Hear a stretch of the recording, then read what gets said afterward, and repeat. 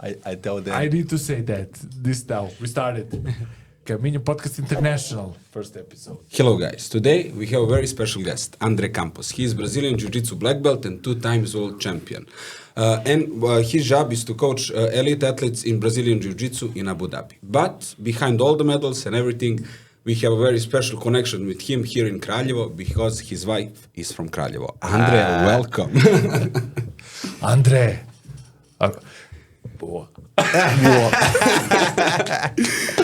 Andre, Bom dia. Bom dia. As they say in your country, bom dia. They say bom dia, dobro jutro. Dobro jutro. Dobro jutro. Thank you, guys. Andre, let's start with your life. Where did you grow up in Brazil and how did you start training Jiu-Jitsu? Guys, all right, we can start, but I just want to say first thank you, Marco, to bring me here. Thank you, Neman, and also, guys, I really appreciate to bring me here, and it's a pleasure always to be here in Kraljevo. Put I love this city. As your former opponent likes to say, it's a huge honor for us. Huge honor for us. We are talking about Bernardo Faria, of course. But he was a your stone in my rival. Your arch rival. He was a stone in my shoes, but amazing guy, but really amazing. Yeah, we're gonna talk about him later. So again, what did you ask before? We want to know where did you grow up in Brazil and how did you start training Jiu-Jitsu and what age? So I born in São Paulo capital, but my mother, she's from Joinville, Santa Catarina, south of Brazil. And I started training there. But honestly, I started training really was late for the age that the people started training Jiu-Jitsu in Brazil. Usually the people start really young. I was 16 to 17. And it's very late for a Brazilian guy. Yeah. It for is, Brazilian it conditions. But how early they start, Brazilians, to train Jiu-Jitsu? Man, they go like 9, 10, even now before than that, because we have a lot of people that train Jiu-Jitsu. So the parents, they train Jiu-Jitsu is the same with the football. So it's a tradition. The kids, they started to learn Jiu-Jitsu, but they don't know that they are learning Jiu-Jitsu, You know, when you're so small, but the father go there, play a little bit with your son. So it's like that now. And but they start late for the age. But one thing that I always had in my mind, because as I was explaining you, I was a basketball player. I moved to São Paulo from my home city, Joinville, to São Paulo when I was 12 to 13 years old. And I left my parents. I was living there in a house, three with the 3 rooms, but it was 12 guys. Imagine that. I was the youngest. Wow. So this is one thing that I always tell everybody, it's not only about Jiu-Jitsu, but sport is one thing that's really good for the people because it helped me to grow up so fast. But the basket, I started to have problems on my knee. Honestly, I was missing a lot of muscle because São Paulo from Joinville is with the car, so it's 7 hours. It's a big drive, man. It's a big drive, and I had a problem with my knee since young. And so I moved back to Joinville. And after that, after 1 year, I had the friends that were asking, hey, Andre, we're going to start training Jiu-Jitsu. Why you don't try also? And I said, okay, let's try. Man, when I started the first time was a love for the first foot. I love that. Me and my friends, I remember was me, Becker, 2 more guys. We were 4. So the only guy that was still training, still doing Jiu-Jitsu, it's me. Yeah. From you original 4 guys, just one left. Yes.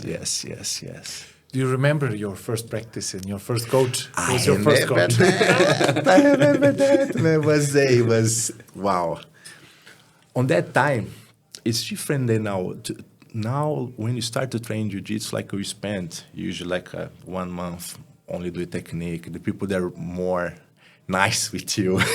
Yeah. On my time, I remember my professor, my master, he teach me some techniques, side control, of course, the best, the best. And then he saw that I was doing well, good. So he put me to do a sparring, straight to sparring, like in the first week. I think on the 3rd, 4th day, he put me to do the sparring. And I remember until today, guys, the guy that I did sparring, he's my friend, his name is Marcos. He told me, I'm going to teach one thing that you're always going to remember. He gave me a fly triangle. The first training, man. That's how we entered the sports, man. I swear, I did my grip, and he was talking to me. He controlled my hand, and he jumped. And I was, oh my God, what the hell is this? What he's doing? And then boom, he did the triangle flip. I tap, of course, and I said, oh, this you're going to remember now. The same week, I did the training with a guy we call Japa in Brazil. That's his nickname. Super nice guy. But he's he was a blue belt on that time. 55, 60 kg. Not more than that. But he said, oh, I'm going to teach one thing today. They did a triangle on me in the first sparring. So I start like that. It was not they all of them were really nice with me. Oh, welcome, but man, it was tough. Only the Braves was survive on that time. Oh, the class was 2 hours, man, of the jiu-jitsu. Man, it was 1 hour only sparring. Was nice. But today, if you try to see from that before and now, it's totally different. So tell me, how was the stance of your coaches about your safety, injuries? Did they warn you in advance not to do some stuff, or how did they take care of you as athletes? No, they did. Like they were always, be careful with this. Don't put your hand here. I don't remember everything that was 22 years ago. Yeah. But I remember that they were be careful. Example, if someone, you are in the turtle position with your hands and knees on the mat, and someone try to take your back, be careful. Just bring your leg a little bit here, just to seat, so then you're not gonna injure your legs, your knees. If you want to take the back of someone, don't pull backwards, always sideways, to don't hurt your friend. So they were, but competition, you were saying that to compete, you can use whatever you can, because everything competition is allowed, yeah. Yeah, it's a competition, guys. I always say compete is totally different than you train jiu-jitsu in a gym, because you're there to compete, to get the first place. So you will do your best, of course, with the honor, everything. But they were always helping me with that. Can you explain what is the status of Brazilian Jiu-Jitsu through the ages? How should I formulate this? When you start training Jiu-Jitsu, you started like at 17 years old, yeah? Yes. What is the mindset of Jiu-Jitsu in all Brazil? Is it the universal mindset, or is it different from school to school? No, it's different school to school. That's cannot. We are here. I know all of you. You are nice people, but all of us, we have a different mind. So it's different schools. They have a different the way how to think. You started in Gracie Barra. Gracie Barra, and I still in Gracie Barra until now. Yes. I want to ask you, Gracie Barra is like original school, or first one, yeah? Yes. And tell me, how do people in Brazil look at jiu-jitsu? Regular people. Is it that part of tradition? Are they passionate about it as they are about football? Or how do most people in Brazil look at jiu-jitsu, in your opinion? When I start, now it's much better. I think after UFC, that helps jiu-jitsu a lot. That was a thing that changed a lot for us, for good. But my time when I start was hard. If you train jiu-jitsu, they think that you are like a pit bull. You want to fight with someone, every time when I remember I was training jiu-jitsu, but I was in a law university. I was studying for that, and the guys, they call me jiu-jitsu there in the university.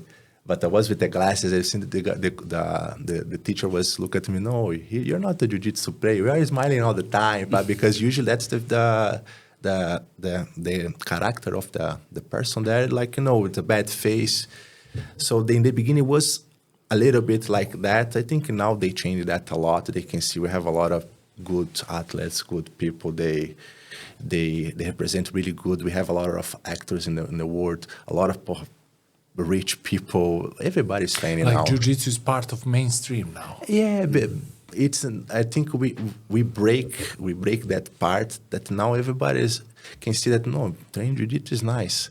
Whatever happens, we tap and that's it, and then we restart to play again. It's not, and everybody can play. We have guys. You see old people training, young people training. Jiu-jitsu is the only sport that I can see now in the martial art that you can train. You are old and you still can train hard. Example, Muay Thai, boxing, or other sport. You cannot go hard every day. Otherwise, you can get a punch, you can get knockout. You cannot train hard in jiu-jitsu. You can. Yeah. You train on your way, side control, half guard. You stay on the top. Anything happens, guys, easy. You tap and again, you go that again. You can play again. And as our coach Misha said, when you get old, you not become old, you become master. You become master also. I like that. I'm going to start to use that now. Tell me, Gracie Barra, how can bring closer that school to us to understand how Gracie Barra? Because people don't have a fond opinion in the world about. Because we are practicing Carlson Gracie affiliate, and you know that Gracie Barra has strict rules in the equipment, in training, with uniform. Yes. Can you bring us closer Gracie Barra system? Well, I believe that the system, we need this system. We need to be more organized. I think some people, they misunderstand that part. They think, you're super organized. We have a uniform for this. No, I think this is good for everybody. Imagine you go to a gym, you see everybody with the same uniform. That's going to show what? That doesn't matter if you have many students there. You have a poor guy and you have a rich guy. All of them, they use the same uniform. You put them on the same level. So there is nobody's different than anybody there inside of the match. So because usually what's happened, we have the guy who usually has more money, he's going to buy nice kimono, nice clothes. That's how they show up, but they're all the same. And you have the impression that it's more organized also, the place.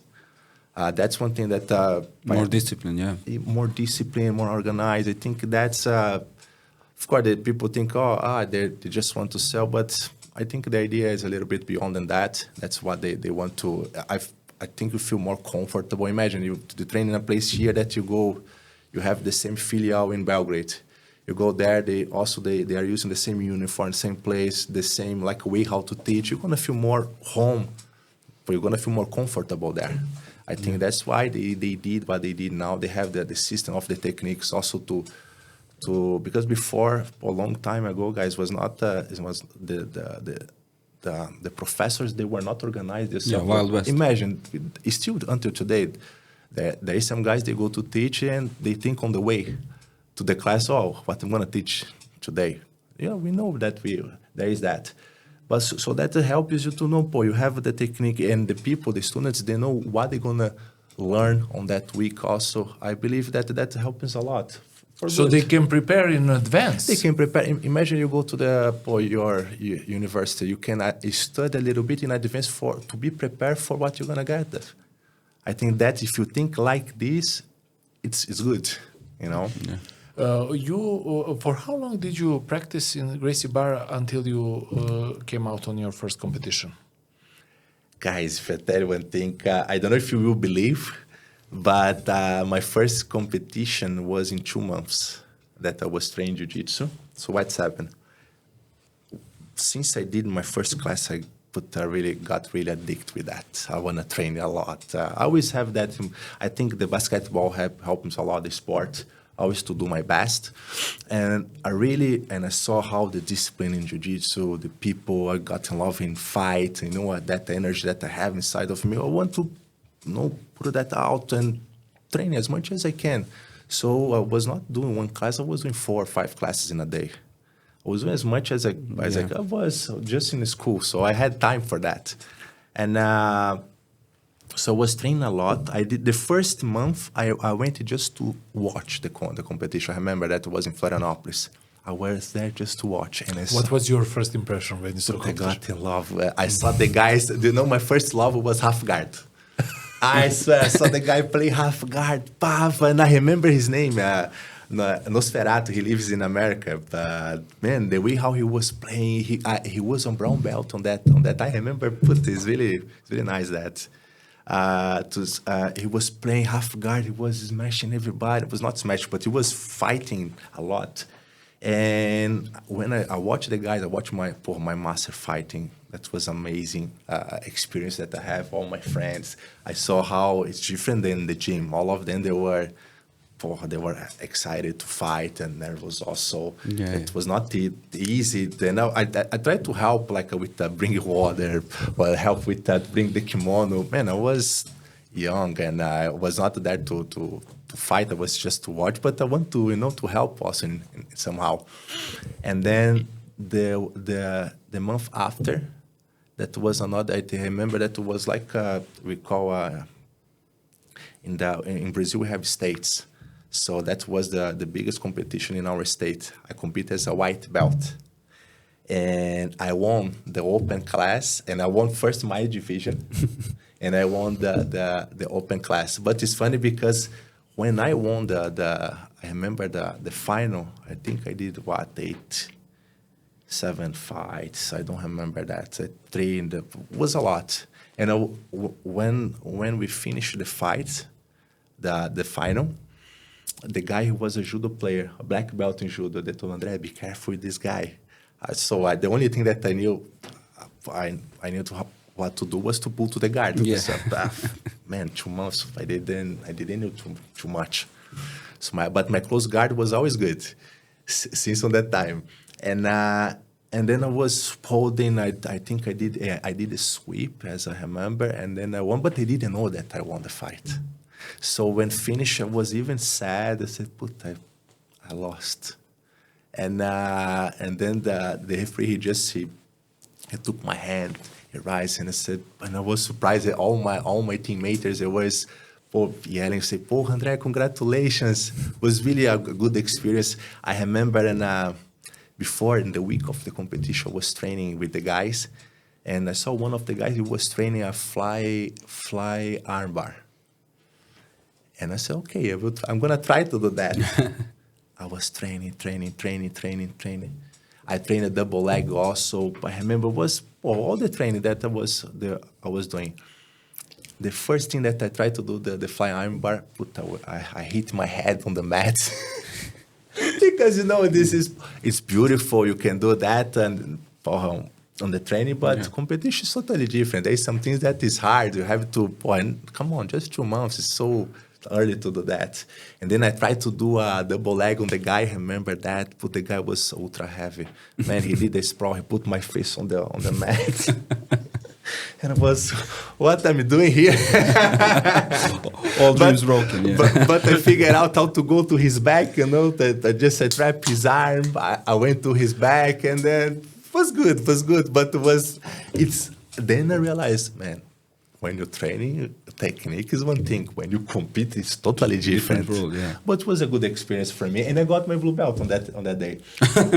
You became blue belt after 2 months. So you became a blue belt in 2 months. 2 months, yes. So anything is possible. I was really surprised, super happy. Oh my God, I was super happy when my master, and I was on the podium.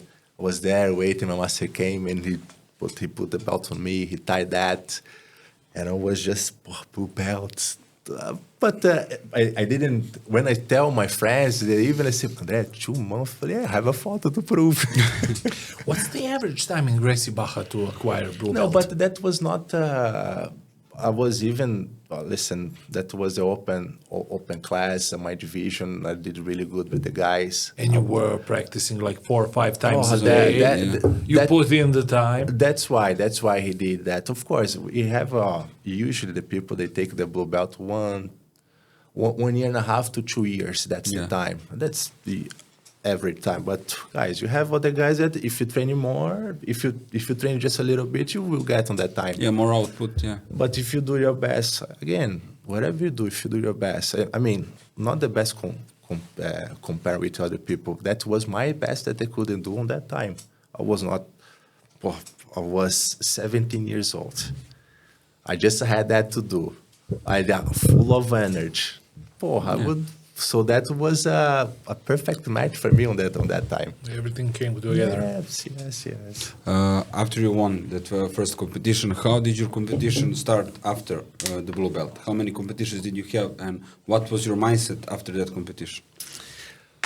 I knew it that I had to train more because I remember the guys, the blue belt guys from the gym, they were really good also. We were training. And I didn't know how to do guard on that time really well. My close guard was always good, but open guard, nothing. So I was always playing on the top. And then my master, and I was doing really good on the top. So my master came to me. He said, Andre, by the way, his name is Gustavo Sirius dos Santos. If you can search for him, a big hug for him. He told me like that, Andre, you're just going to play guard now. And I said, no way. For what? I don't want to get smashed. He said, no. The guys, he told me like that. They're going to pass your guard 1,000 times. 1,001, you're going to start to learn. And then you will see. Guys, I was pulling with both hands on the collar. There was a mess, but after that I started to understand, okay, to this, to that, it was helping the people there, they were helping there also. But that's, I started to train more, improve more my guard. So I was playing really good on the top, and I had that to play on to have a good guard also. So depends of the guy that I was fighting, I couldn't use, I couldn't make a better strategy to me. And in Brazil, one thing on that time was really good. I think that's probably you missed this in Serbia. I remember 1 month that I was competing every weekend. Every weekend was a competition. Every weekend was something to do. It was not everything in my close to me, but we were taking a car, driving, competing, go back, going to other states. Visiting the gyms also, that was really good. We had some friends.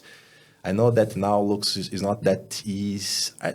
It's not that easy to go and visit some place, but I think when you put your ego out, you go there.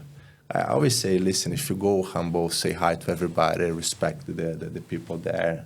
Doesn't matter how hard the training is. It needs to be hard. It's a training in the end, but the people they will respect, of course. And there's one thing that always works is what? That's it, stop. So I always have that. I was always searching, going to looking for better trainings, not only in my place, but because that's my master. When I was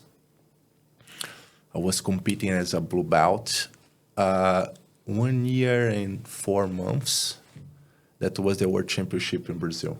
I was winning everything in Brazil as a blue belt, everything. So when I went to compete at the World Championship, I was, when your ego is so high, I was like that. And that, I believe, that was kind of bad for me because I went to the fight, I remember, because before my division was the open class. So the open class, I thought, okay, I already win I'm gonna win. So, and the guy, I tried to do, I think, a baiano on the guy, double leg. When I did the double leg, the guy, he did the guillotine, and he made me tap, like 1 minute. And I was so in shock. And my master was, Andre, why you did this? You don't do why you didn't follow the plan? But I was so relaxed. But then I learned another thing. When we think that we know everything in jiu-jitsu come and teach you. He put you, when you are on your high heels, are so I think that boom, jiu-jitsu go and put you on your place. So then I said, okay, Andre, stick with the plan, follow the plan. So then I was super, and on that day, the guy who won the open class is a guy that I did a fight with him 3 months before, and I won that guy. That was really a tough fight. But I won that guy, so I was thinking, no way, man. But if he already won, I'm good. I still am good. I just needed to fix some things, stick with the plan. Well, my master was talking a lot to me. He said, Andre, come on, do whatever we have. You have the plan here, you follow the plan, and that's it, man. And I won the World Championship the day after. On my division, was 6 fights. It was not easy at all. But then I start to understand, okay, you have to have a strategy. It's not like that you just go and you think that you win. No, it doesn't matter how good you are. Every fight is different fight. I always remember that I have that, Andre, you're going to fight with a guy with a 55 kg. Man, this is a fight mood. You go there to do your best. There is no mistake. No mistake when I don't want to give any. I don't want to go easy. It doesn't matter if he's fighting that on the open class. We have to fight.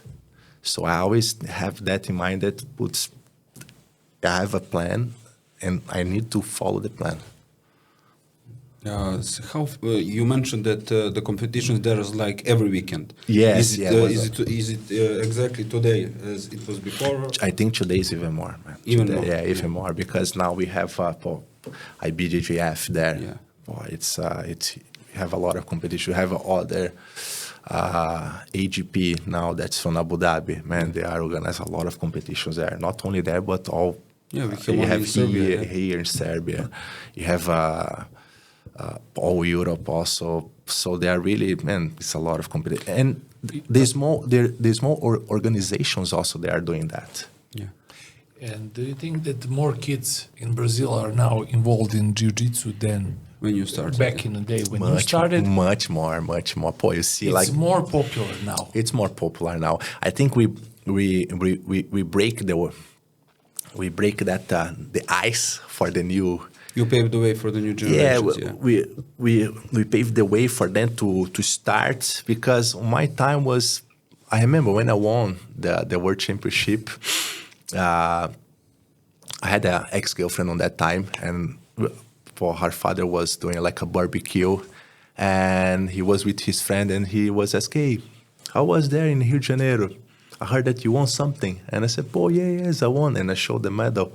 Oh, is this a goal, something? Did you win any money, anything? And I said, no, nothing. I'm just sorry. I just spend the money with that time. But still, of course, today is much is different. Like the people respect Paul with a title, man. With this title, man, Paul, that opens many doors for me now in my not my career as an athlete, but I mean as a coach. I have that in my CV. That guys, it's was in a blue belt, but still was a big thing. Well, to win a world championship, man, it's not easy, and other competitions also. I think that just built my mindset. I can do it. I can go to other places. I went to America to train with the guys.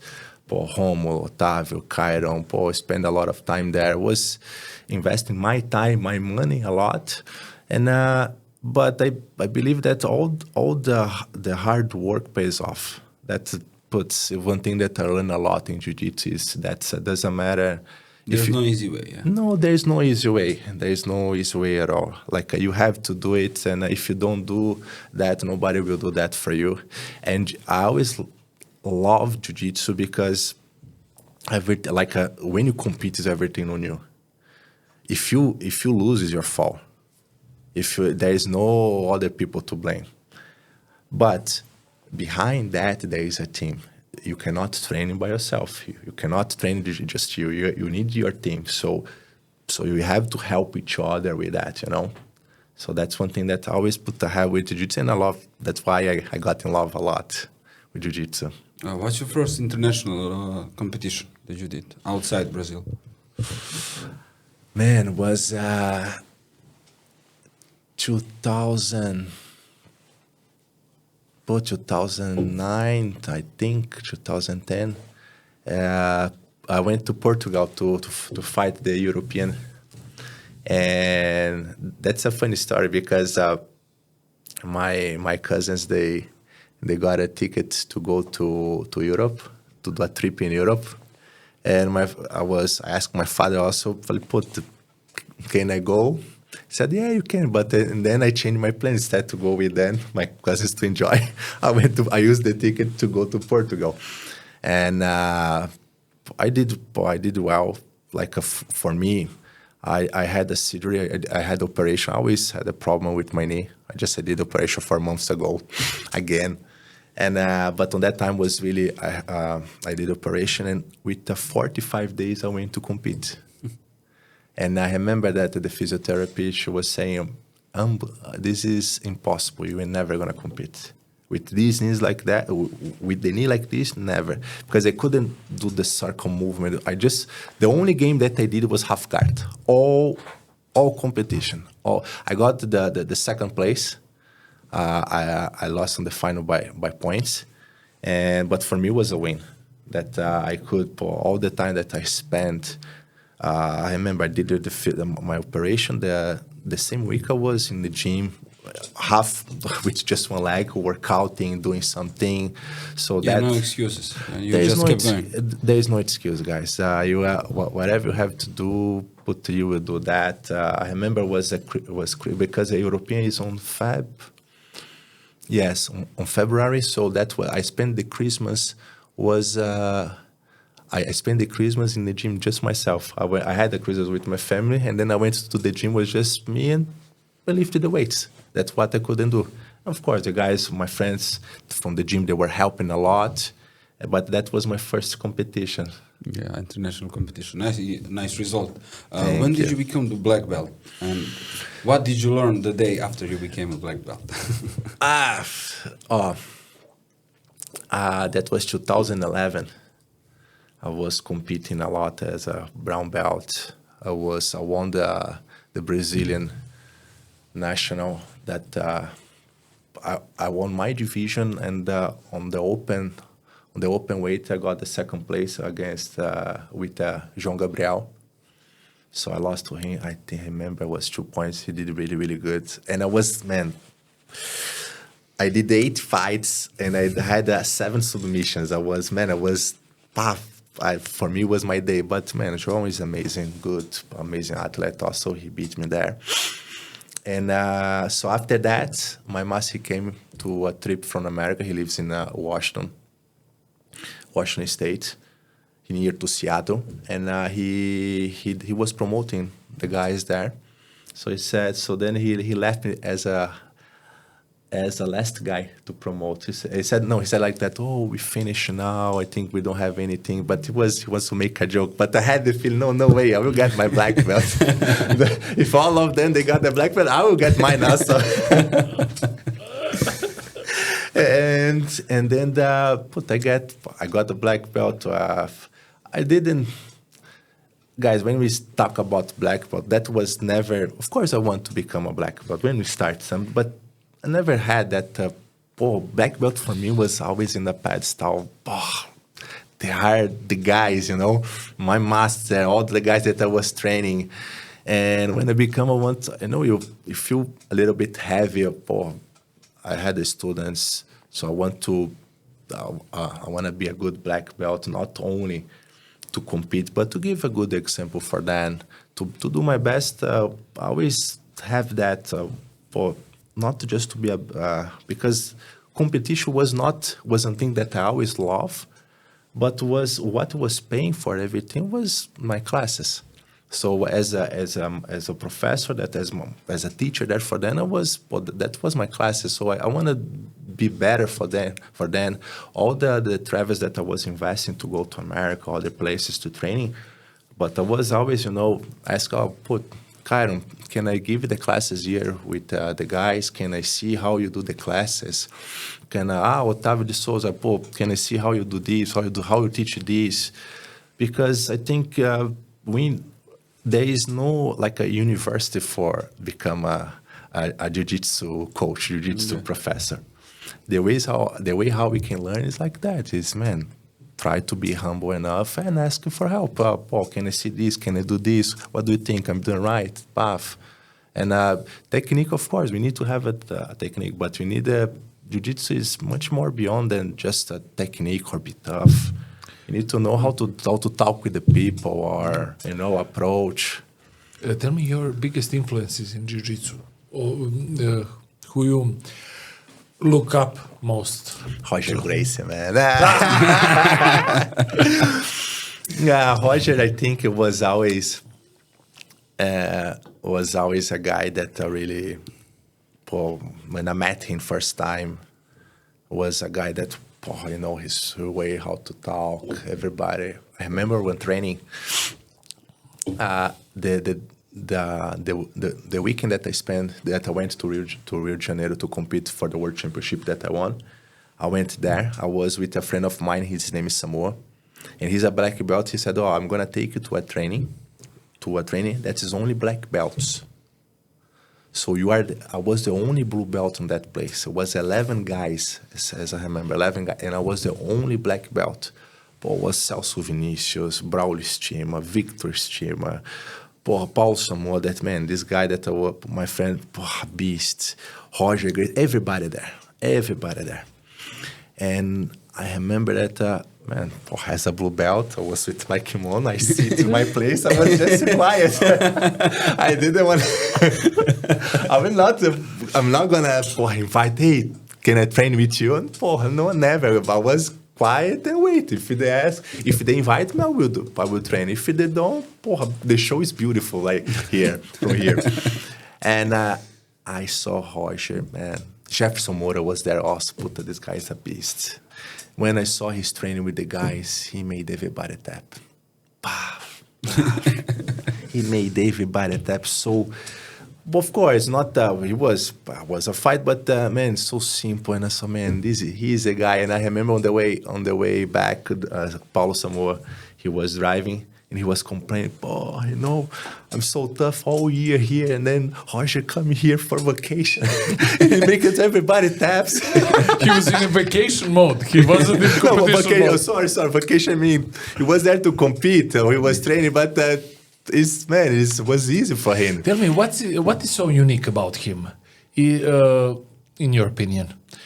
Why is he like the GOAT of the Brazilian Jiu-Jitsu, as the people used to say? I think the way how he's not, there is no, of course, berimbolo is nice, but he's so simple, in Brazil we say rice and beans, it's a typical food that we eat there. The basic food that everybody eats there in Brazil is rice and beans. It's where any house you go, you're gonna find that. So that's he always his game is rice and beans. It's so simple but so effective. And he's super calm.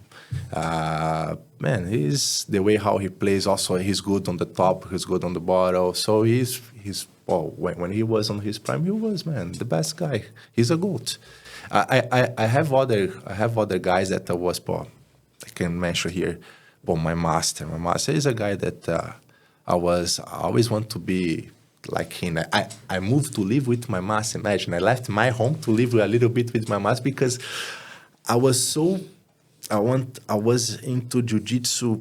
I want to learn more about the lifestyle. I learned about açaí, about the foods, about if you want to be better in jiu-jitsu, you have to understand that your body is like it's like a car. You're not gonna put a bad gas in your car. If you do that, your car is gonna break. So you have to eat a good food also. So that's for you. I ask him why. Just back in, you asked about Gracie Barra. I was really lucky because I had contact with Carlos Gracie Jr.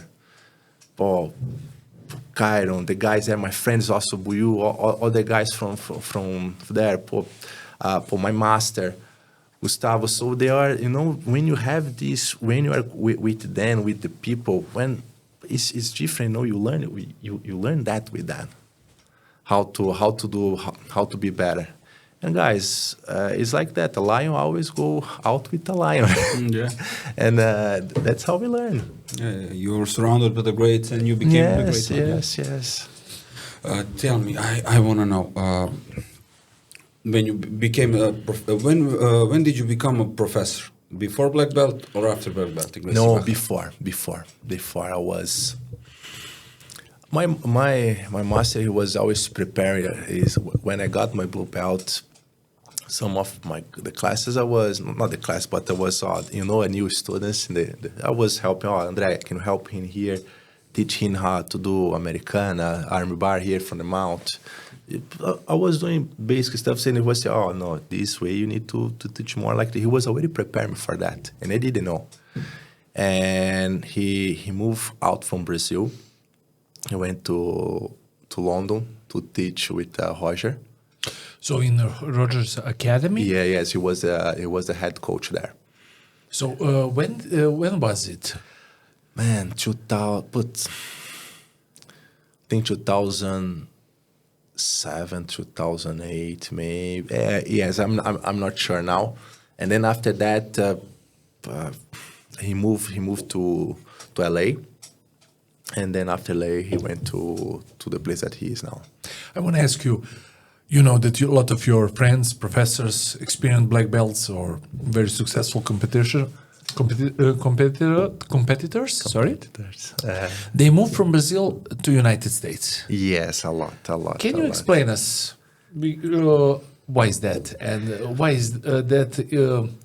is that migration towards USA was important for development of jiu-jitsu? I can see first of all it was because of money, easy. Like in Brazil, we could to live in Brazil as a coach was much more harder than now. But for you to have your students was, man, I remember if it was a gym, like you will have 50 students, max 100. And so there were some of the guys that were paying, some of the guys that were not paying. So when they moved to America, then you receive in dollar. They start to appreciate much more the job of the guys. So they start to make more money, to have more students, to make them. That was really a big thing. So one guy, he went there, 2, 3. So that was the main reason, I believe. The second one, I can talk a lot now about my vision about the Gracie Barra. When they went there and they start to bring the change, they went to America. They start to bring the change to Brazil. Was much more easy to implement that. Sorry, but all of us, and before much more, whatever they do there in America, everybody is doing that. So if they start, I think the mentality that they have is if they start straight in Brazil, nobody is going to buy that idea. So they went to America. They did a good job there. They proved that was working. Yeah, so there was concept and so there was. Probably they were thinking, why not now to don't go to Brazil, and it's going to work in Brazil again. So I believe that was the main reason. Then, it's not that we lost, but was in the beginning was sad for me because most of my friends, they moved to America. My master, I had other friends, so it was a lot. And in the good training, whatever you want to put before, if you want to have a hard training to prepare yourself, I was buying the tickets, going to Rio de Janeiro, training there, spend there, and then you start to realize, the good guys are not there anymore. Like they are in Romulo Barral, all the good guys, they were in America. So that was sad because I have of course we had the good trainings in Brazil, but in Gracie Barra to go, we have to go out. There, training, spend the money, spend to do a camp there with the guys, and then we're back to Brazil. That's why my next question following that was, as you're proud Brazilian and world champion, involvement of jiu-jitsu in America. How you look towards that? Did they change something with a lot of American-born grapplers, high-level grapplers? Did they change a little bit game? Did they change jiu-jitsu? And how do you look on no-gi jiu-jitsu and implementing leg lock system and everything that wasn't originally in Brazil? Leg lock game, no-gi, and all those stuff. No, we always like the leg locks game. We always have that in Brazil, but I think I remember when I started training, like a do leg lock was not that famous or normal to do. Like you have a foot lock, that was one thing. Or you go to the arms and chokes and triangles a lot. But this was not that we didn't. It's not that we didn't see with the good eyes, but okay, it's nice to do that. But I prefer to do other stuff. But when they start to study that a lot in America, they really like to train in no-gi a lot. In Brazil, we are really with the gi. We love to train with the gi. So in Brazil, gi is still basic. Oh, I'm not in Brazil more than 10 years. Okay. But when you talk with your Brazilian friends, like I know that the guys, but they still love more to train with the gi. They train with the gi. That's really. But I think now the things start to change because all the competitions now you have it's a no gi. Everybody's competing no gi now much more, and the people start to realize, if we don't start to train no gi, if we don't start to study with the leg locks and all the stuff, you're gonna be behind. We have to study that. When did you started doing leg locks more diligently? When you were like blue belt or purple belt? Or? When I was a purple belt, I really liked to do that. But I remember with the guys that I was training, it's not allowed for your belt. They were, they were always with some excuse. But as soon as a brown belt, I start to use more, but still not that much. I like more the basic stuff to do. Black belt also, I just start to learn more how to defend that. The guys start to go to the leg lock. Maybe the one way how to escape is to go to the 50-50. You start to learn how to do better with that, because when you are white, blue, purple belt, man, you don't think about that. There is some position that you can go, and that's it. In your opinion, is it more important to learn first how to defend leg locks than to apply them, or vice versa? I think both. If you learn, I think depends of the environment also. Like even if you learn how to defend that, but the environment is really tough, really hard. The guys they don't give you space to defend, you're going to get hurt. And I think the most important thing today is Jiu-Jitsu becoming really popular in the world. So it's not, you can say, 99% of the people, they don't compete like and as a high level. It's just, it's a small number of that. And so the people you want to go do your training, the day after you want to go to your work, be able to do your work. So I think that people need to learn how to defend that, how to be careful also, to be careful a lot, how to attack that also is very important. Today everybody plays no gi, so it's important to know both. No. Ajde, nastavljamo. When did you realize that you need to move from Brazil and go work abroad?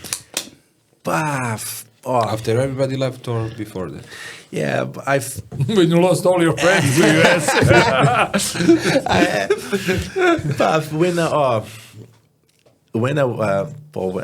I saw what the guys my friends in America bought. The money, the cars, the money, of course not about the money, but the good lifestyles. Yeah. That they started. Better standard, whatever. Yes, and sorry, but as I was telling you, I really had a good life in Brazil. Thanks God, I'm from a good family, not too rich, but good. My parents always try to provide everything that we need for me and my sisters. But when you have that feeling, Moje Boye, like you can do better, but why not? Why to don't try? So I had the two options, either to go to America or to go to Abu Dhabi. And the Abu Dhabi I felt that was better for me. And man, I just, you know what, I'm going to try. And anything happens, but I will be back, what to do. But we have to try. Yeah. So you're like in Abu Dhabi for like 10 years? 10 years now. 10 So years. it's like we are talking about 2015? 2015, And tell me, yes. did you still competed in that year? Yeah. You were active? I was active. I was 37 to 38. Yes. No, sorry, 27. 27, so you to were 20. in full competition. I was competing. I won one of the trials in Brazil, because on that time the Abu Dhabi, they were organized trials around the world. They were paying a package, so like a ticket, a hotel, everything to bring the best athletes to Abu Dhabi to compete there. So I did that. And I said, so one of my friends who were working there, he said, Andre, why you don't stay here? There is always a place for a good coach. Boy, stay here, you're gonna like. I said, in the first moments, I told him, oh man, sorry, but I have to go back. I did that. After 5-6 months, I was thinking, you know what? Why not? But I should. I have to give the shot. And so I did that, and I'm happy, man. So far, super happy. Tell me first impression when you landed at Abu Dhabi and when you started living there. First impression was hot, super hot. 50 degrees, yeah. Coming from a guy who lives in Brazil. But it's different. It's much more hot. But no, when I saw everything, man, the structure of the place, the people there, was wow. This is an amazing place. It's really nice. Was hard the Arabic in the first week was really hard to because the way how they speak it's normal. I was not used with that, but with the time that was easy. I don't speak Arabic, not at all, but it's some words I can understand. Yeah. It's easier. How's the jiu-jitsu scene in Abu Dhabi, and how did it evolve in the last 10 years since you're there? Man, jiu-jitsu there, I remember there is a kids, I was teaching in the schools, the kids there, because they have jiu-jitsu is mandatory in the schools, jiu-jitsu is mandatory in the police, jiu-jitsu is mandatory in the army, so all of them, they have to training. For example, in the army, for you, if you want to get a better rank in the army, you need to be promoting jiu-jitsu. Yeah, to be able to be promoting in your job. That's not mandatory in Brazil? No, it's not mandatory in Brazil, yes. And so they put, when I saw the guys I was teaching, I started to teach the guys in the schools, and some of them, now they play in the national team, and they are beasts. But they invest a lot. I remember 2015, I think 2016, Ramon Lemos, a good friend of mine, he coached me there for a long time, and he was chosen to be in charge of the national team. He was there with the Gordo also, but he was in Alain. He was based in Alain. Alain is one of the cities that they have in UAE. And man, he started with the boys. Wow, I remember, I think 3-4 years ago, I went for one of the training there, and I saw the guys, they are flying, they are doing amazing things. The way how they're playing is not wow, they're really competing, but they invest on the smart way. For example, there is a competition in America, so they go, they do a camp there 1 month before, as well as 2 months before. They go to, for example, Atos to training. They have a hotel. They have a diet plan for them. They have a person who will bring the food, nutritionist and the cooks, They have the whole system, all the support. They don't have just the money. They have they really try to use the money on the smart way. Yeah. So that's one thing that I truly believe that I don't say there is a lot of things to be the best, but they're gonna reach there because they are really doing a good job. They are on a good way. Consistently, yeah. Tell me, they can invest in any sport, you name it, but they like jiu-jitsu. Yeah. In your opinion, and they also like MMA because it has a fraction of jiu-jitsu in it, but in your opinion, why are they so fond of jiu-jitsu there? Man, jiu-jitsu is a thing that teach you when you start to training. Example, a kid. I'm a father, you know that. I have a baby. I have my baby Gabriel, and I think when they are kids, like they don't say it's. They say, how can I say that? Jiu-jitsu teach you a lot of things. So it's hard to teach a kid. Jiu-jitsu can teach that. Example, how to lose. How to teach a kid that lose it's bad, that that they can go back, even that they lose, it's okay, that's a part. Not only the kids, adults also. We have a lot of adults, they have a problem with that. So jiu-jitsu can teach you that, can boost your self-confidence also, you're doing sport, also you are burning some calories, you learn a self-defense, so everything it's again in jiu-jitsu. And plus, if you play jiu-jitsu but you don't use your brain, sorry, but it's gonna be bad for you. So we have to use your brain when you play. It's not only just a fight. Man, it's a chance there when you play. Or you do a move, the guy do a move. Do a move, do another move.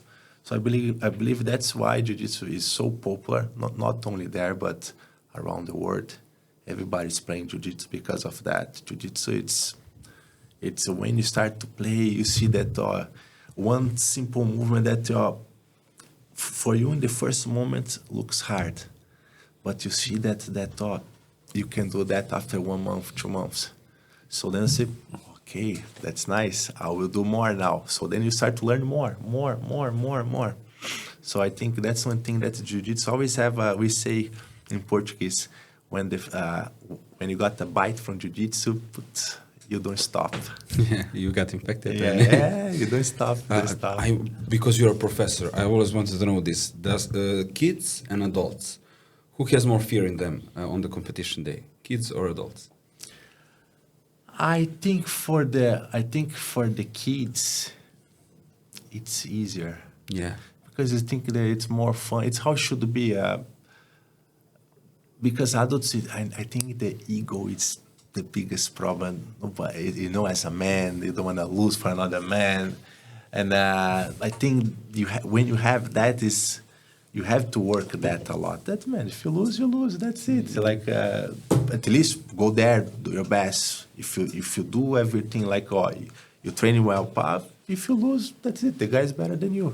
And as the kids, when they go, they just want when I was teaching the kids, I was always telling guys, please, the most important thing here, I have a niece, she will compete in Abu Dhabi Grand Slam now on the weekend.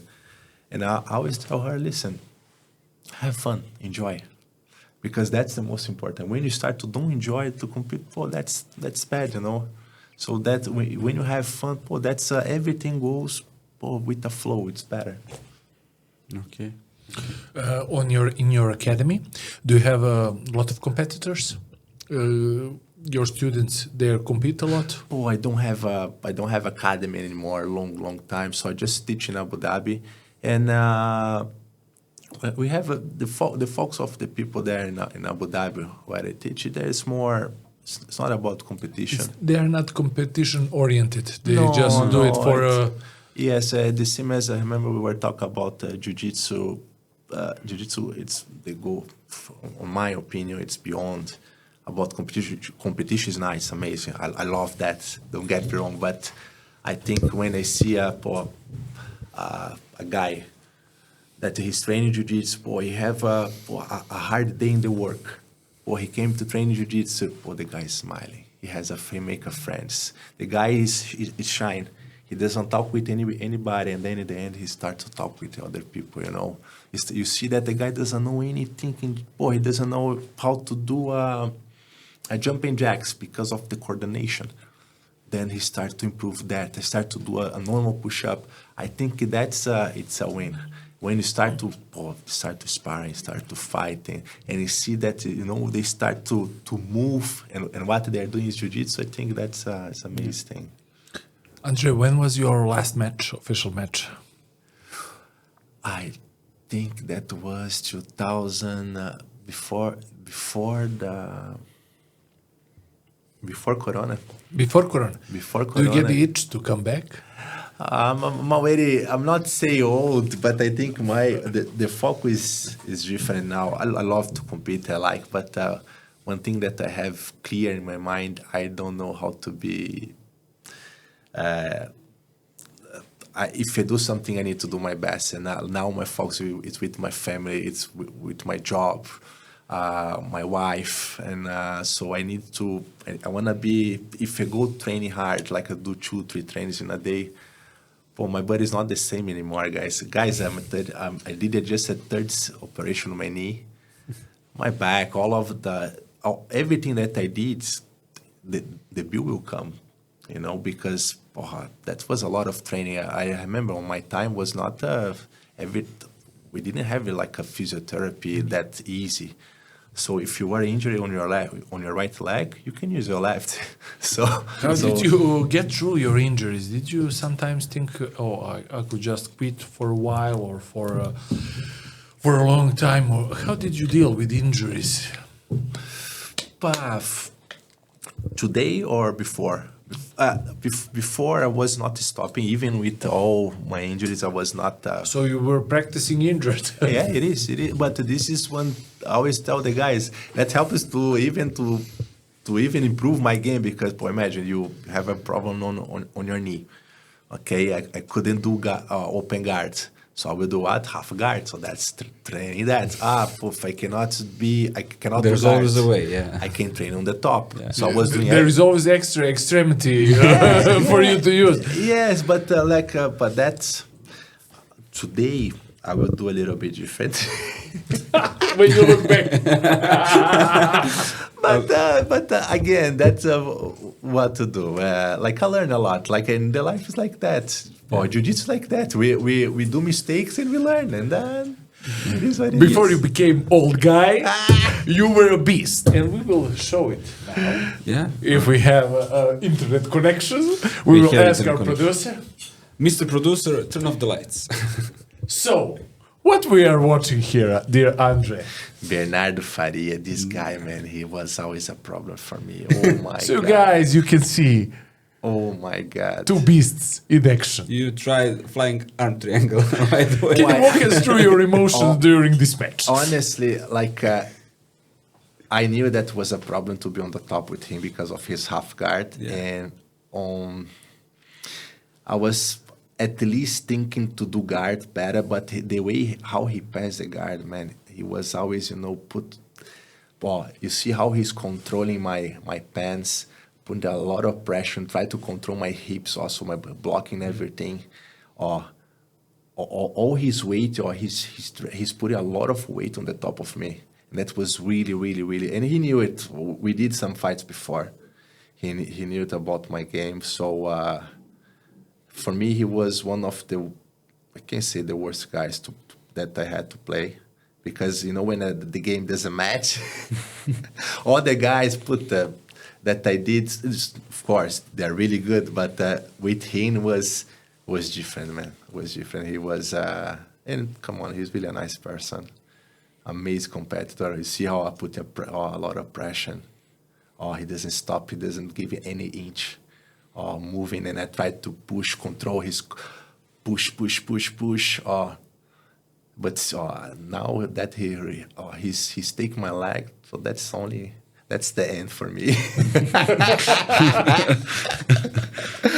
I tried to hold as much as I can, but he's super strong. Man. He's super strong. He's one of the strongest And guys. he's relentless, No. Pastor. He's just And working on it's a power that when the people they use the power, but they give a moment to recover. But no, he was that power all the time. Then he passed a guy. That's all. Then it started to be bad. But it's good to see, man. It's good to see. This is high level, man. Yeah. We are looking down. But I was trying to cross the leg to defend. I was expecting him to go to the mount. I was super tired also because to try to hold all his ways how to pass my guard was not easy. And you're on the bottom, you're more explosive. And getting more tired, yeah. Then when he did that. Wow. But there's no way. The only way how to escape is what? How? Tap. But you are fighting until the end. I was trying. You never give. Yeah. Yeah, tap.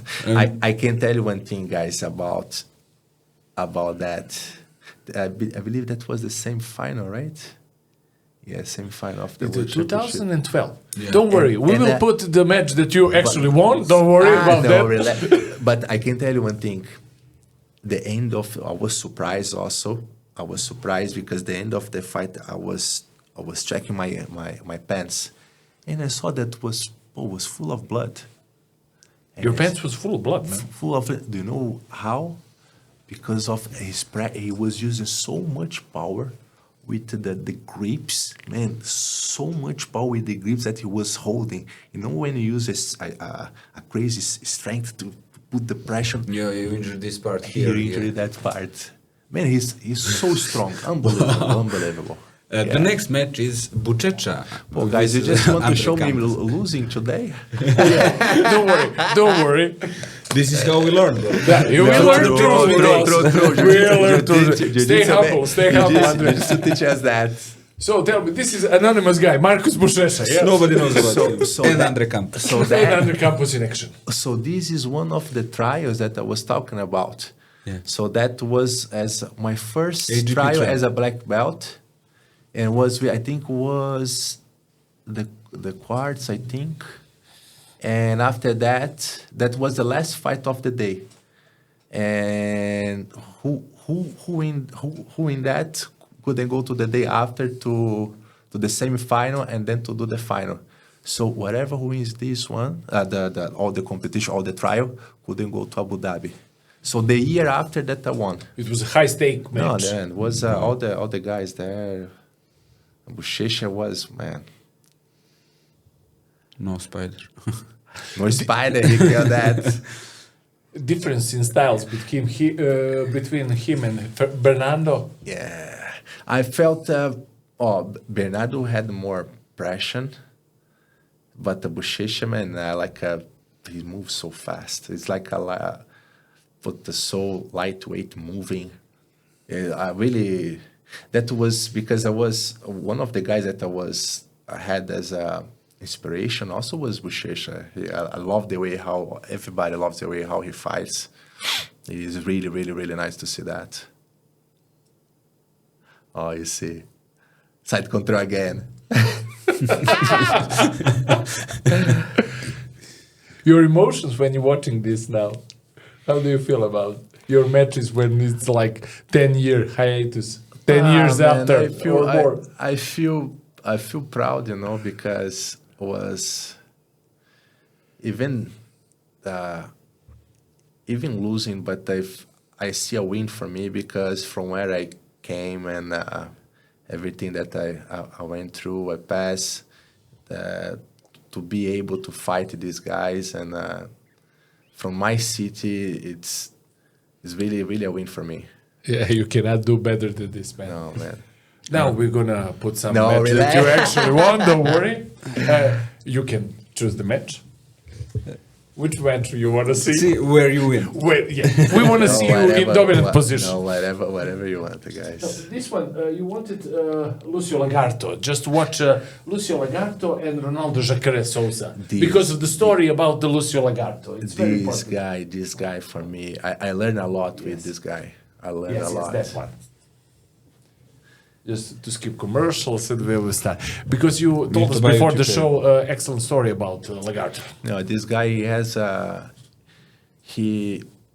if we can learn something with someone, it's with him because he beat the cancer. He had a cancer when that was a long time ago, and after that he fought against Buchecha, I think the Abu Dhabi World Championship, and he won Buchecha. That was really big thing. And he fought with other guys also, many big guys. And Marcelo This is Garcia like too. 20 years ago, so this was 22 years ago. 22, yeah, 2003. I believe he was a brown belt, Paul Jack. Yeah, brown belt. This is brown belt I competition. think that's the Brazilian nationals. That's the final, yeah. Man, but these guys are really. I learn a lot with him. A lot. The way how I do my X guard, that was with him.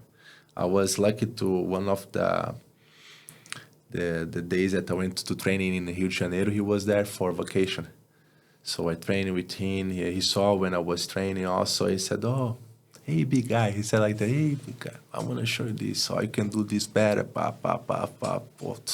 Always humble, always nice.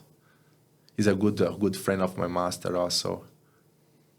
He lives in UK.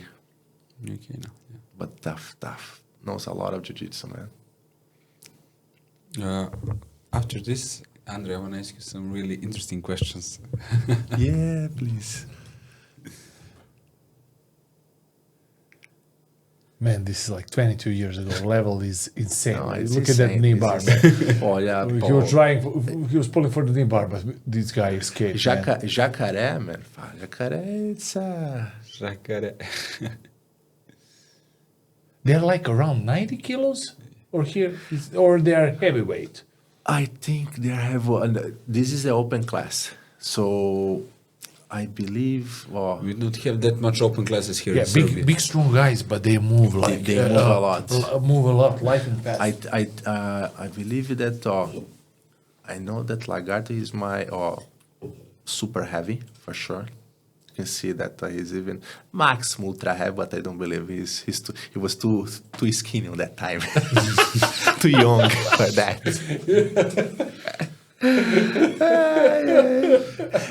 And Jacaré maybe I have weight. Yeah, because Jacaré is strong, man. You can see full of muscles. And extremely fast. Yeah.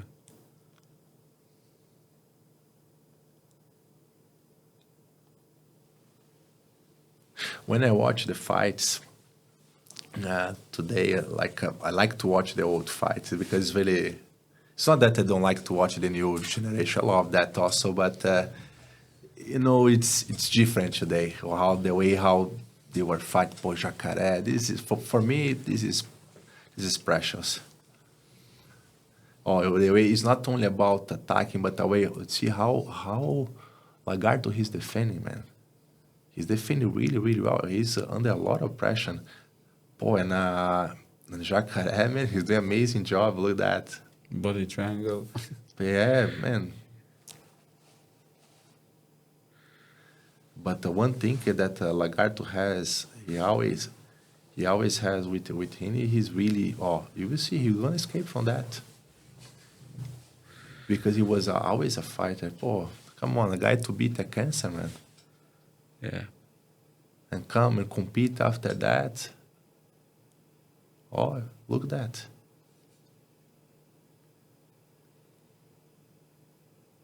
I feel really lucky to be to share the mats with these guys because they are.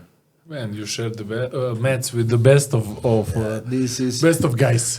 And it's not only we see jiu-jitsu, but it's not only that, to sit together, to talk about other. Everything is about jiu-jitsu, and jiu-jitsu.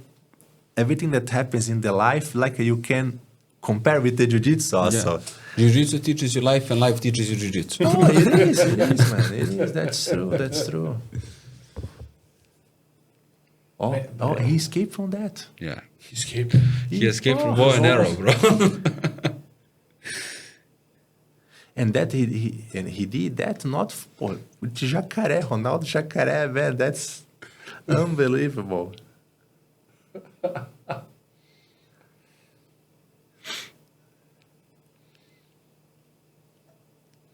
He's going through hell right now. In that moment. Yeah, but he's never. He's not surrender, man. Yeah, He's no. working. His defense is excellent all the time. That's the mindset. Never give up.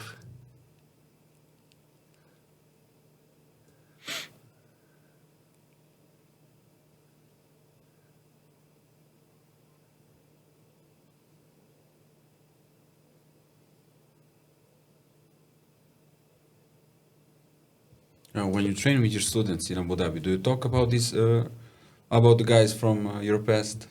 Yes, we talk. We talk. Some of them they ask, how is in Brazil? How? And then this is nice, to share.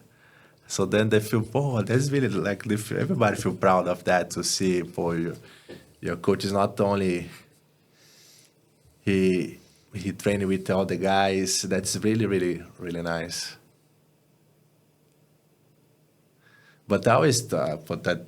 I try to explain then that is everybody to train is really hard. But it was intense all the time.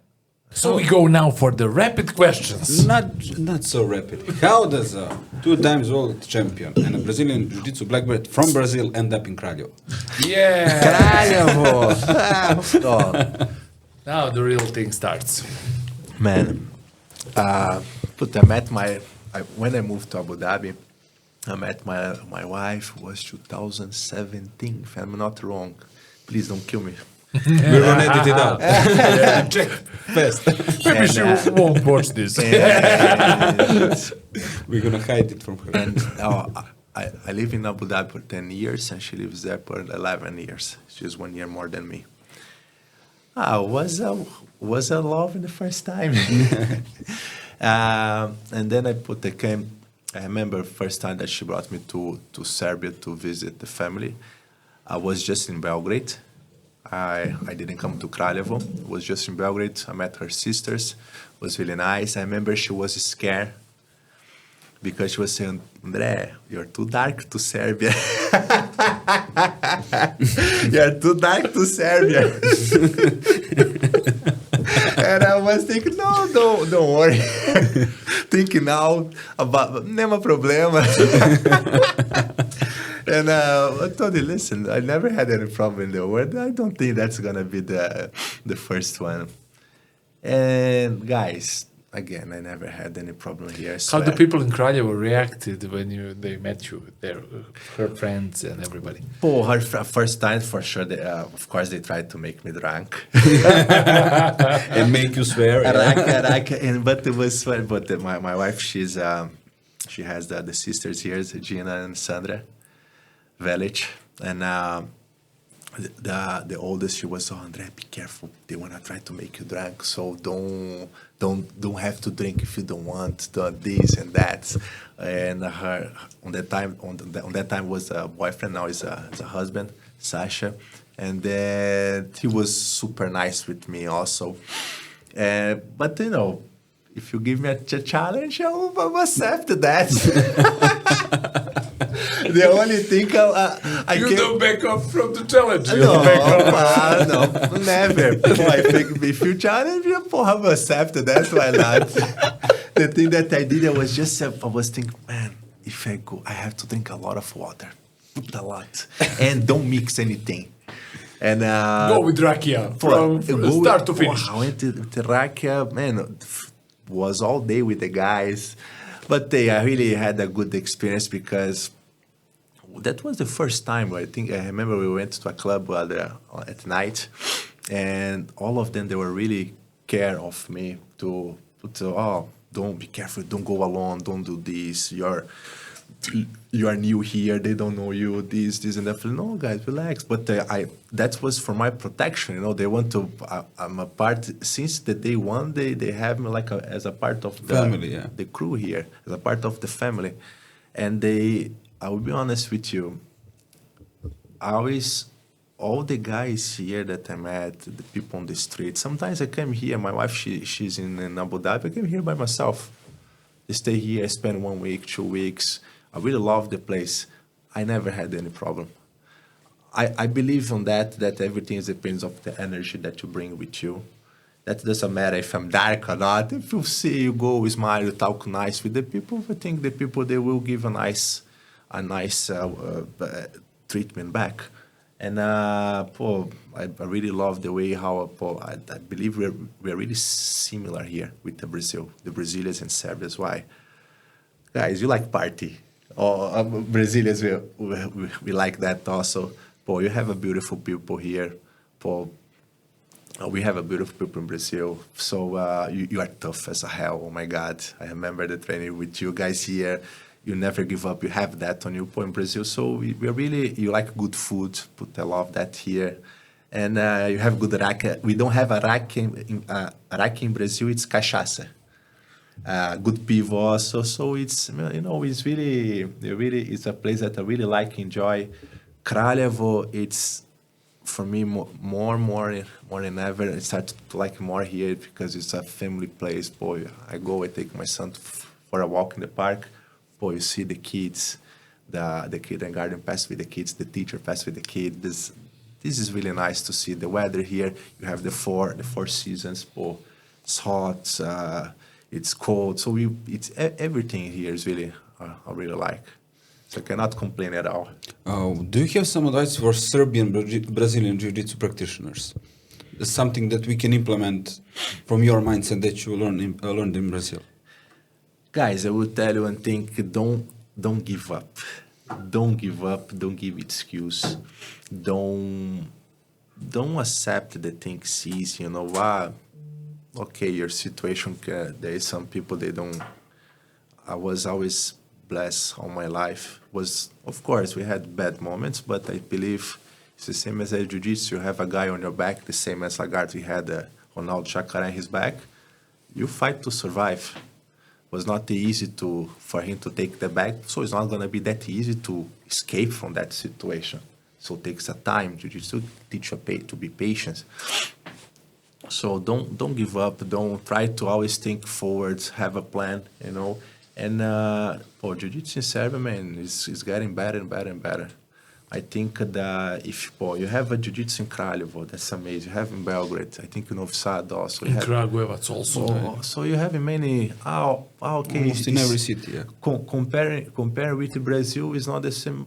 Guys, if you start to compare yourself with other people, it's going to be hard. Yeah. Try to think about yourself. This is the best.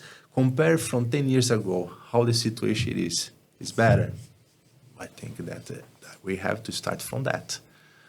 So I always try to think, the gym that you have here, Caminho, it's growing, all right? So you have more people, more and more. I think that's the people they're training. I think that's one thing that we always have to think forward, to be a better version of ourselves compared from before. I think that's one thing that if I can give any tips, that's one thing that I use for my life. I learned that with the jiu-jitsu. Of course, we can never know everything. Of course, yeah. This is impossible. But we have to try to be, if jiu-jitsu teach us one thing, it's to try to do your best. Yeah. Not only in jiu-jitsu, guys, but everything. At least I try to do that. To be a better husband, to be the best husband that I can be with my wife, to be the best father that I can be with my son, to be a best friend that I can do with my friends, So try only not just think about compete is amazing, I love that, but try to learn with the jiu-jitsu. Jiu-jitsu, remember, jiu-jitsu it's beyond than just competition. Beyond jiu-jitsu, guys, as we were talking about, the lifestyle is amazing. Exactly, a lifestyle. The friend Paul, guys, I met you in the mats, but we have I believe in energy in this. So this jiu-jitsu give you that. That's why jiu-jitsu is where where it is in the world because it's like a magic. Yeah. Like you. Yeah. Nobody a magic. It's a kind of magic. Andre, I think we can end with this. I think your words really helped everyone understand how is your road from the Brazil to Abu Dhabi and how your jiu-jitsu grew from Brazil to Abu Dhabi. So, bro, thank you for being here with us and for sharing your life story with us. No, welcome. Appreciate for the invitation, guys. Again, Kraljevo, it's a place that I like. It's not only Kraljevo, but Serbia. I have my family here. Again, I'm blessed to be here. Sometimes, guys, I remember that you told me, Andre, we are lucky to have you here. No, it's opposite. I feel that I'm lucky to be here, to be part of this, to be part of everything, because this place for me is really in my heart. All my family here, the Velic family, all everybody here, all of you guys, I'm super happy and blessed to be here. And I feel that. That's the most important. Thank you, Definitely, and as your kryptonite used to say, it was huge honor for us to have you here, and hopefully we're gonna see each other a lot more in the future. And we wish you and your beautiful family all the best. Amen. Thanks so much, you guys. Thank you. Bye, guys. See you in the next episode. Thank you.